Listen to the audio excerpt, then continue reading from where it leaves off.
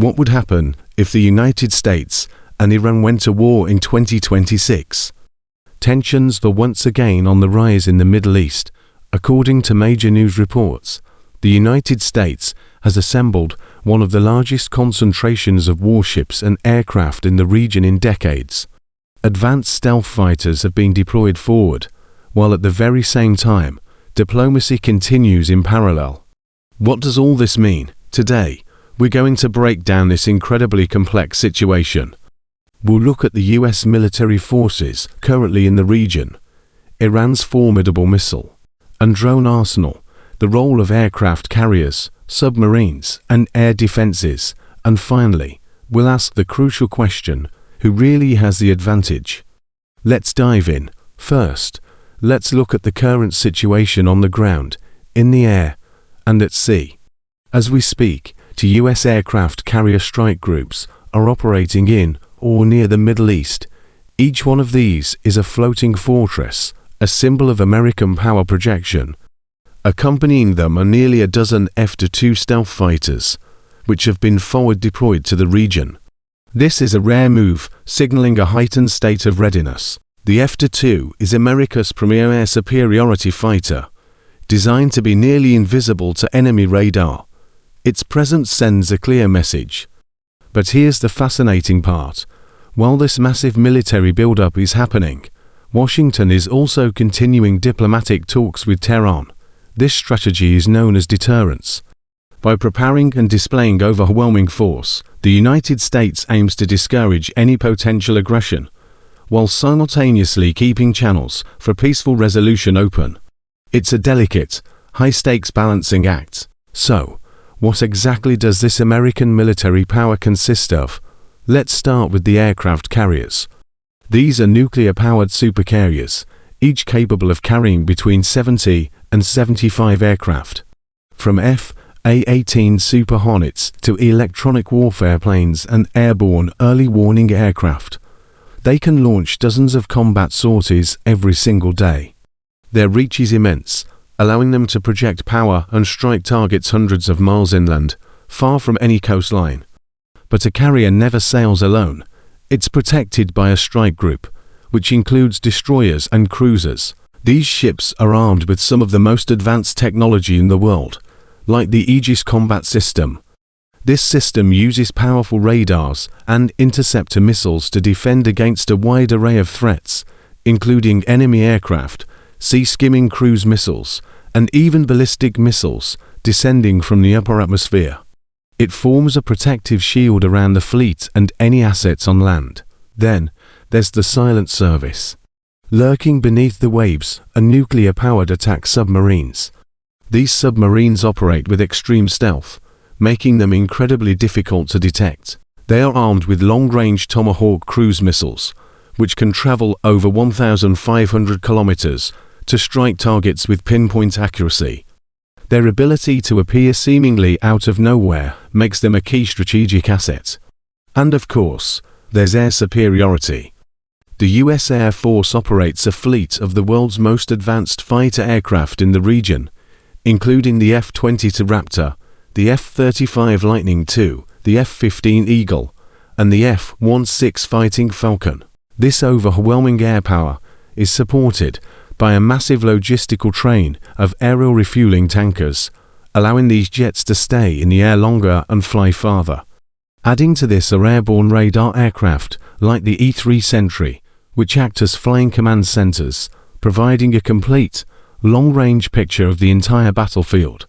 In short, when it comes to a conventional fight, the United States controls the skies and dominates the seas.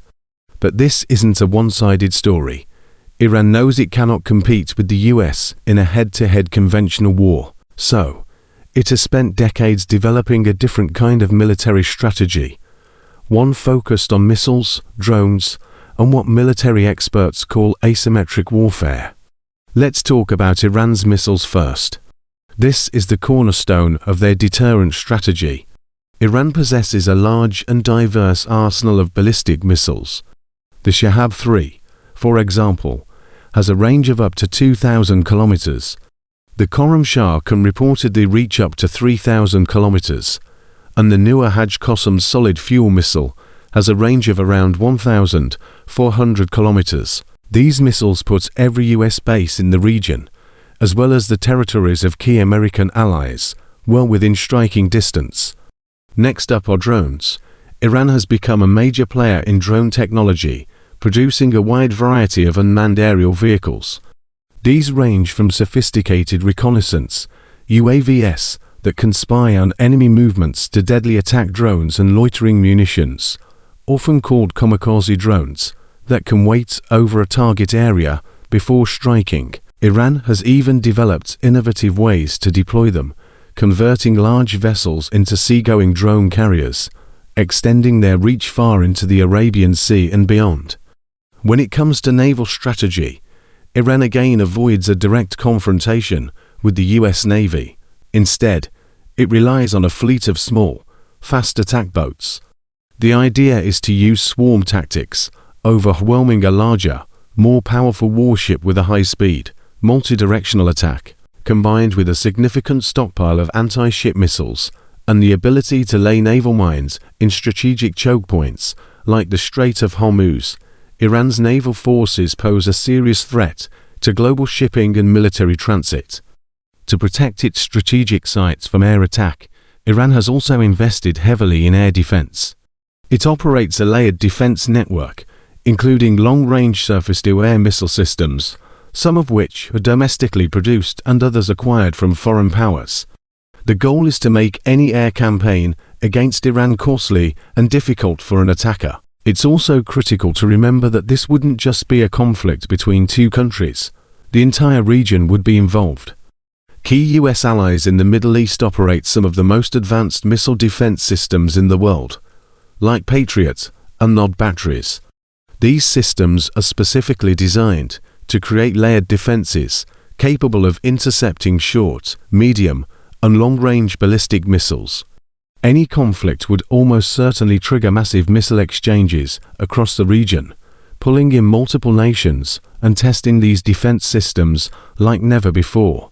Amid all this military posturing, strategic factors and the nuclear question loom large. Diplomatic talks are continuing for a reason. While intelligence assessments generally agree that Iran does not currently have the capability to launch a long-range strike against the US mainland, its regional missile threat is very real and significant. This combination of military deterrence and ongoing diplomacy defines the current tense moment. The goal for both sides is to achieve their objectives without tipping the situation over into a full-blown war. So, who really has the advantage? The answer is complicated. In terms of conventional power, the United States is in a league of its own. Its dominance in air superiority, naval strength, stealth technology, and global logistics is unmatched. If the conflict were a traditional battlefield engagement, the US would hold a decisive edge. However, Iran's advantage lies in its asymmetric capabilities. Its strength is in the sheer volume of its missiles, the disruptive power of its drones, and naval swarm tactics, and its network of regional allies and proxy forces that can open up multiple fronts simultaneously. A conflict in 2026 would not be a simple affair. It would likely involve intense missile exchanges, targeting military bases and strategic infrastructure. It would feature a massive battle between attacking aircraft and layered air defenses. We would see naval clashes in the Persian Gulf and surrounding waters, alongside sophisticated cyber warfare targeting everything from military command systems to civilian infrastructure. And there's a very high risk of proxy escalation, where the conflict spills over and intensifies across the Middle East. The key question remains: will deterrence hold? Will the massive show of force and the ongoing diplomatic efforts be enough to prevent an escalation? Or could a miscalculation by either side lead to a limited clash that quickly spirals into a devastating regional war? The military power is in position, the diplomats are talking, and the entire world is watching. The stakes could not be higher. What do you think? Would a conflict like this remain limited, or would it inevitably expand into a wider regional catastrophe? Let me know your thoughts in the comments below. Thanks for watching. If you found this breakdown informative, please hit the like button and subscribe for more in-depth analysis of global events. Stay curious, and see you in the next video.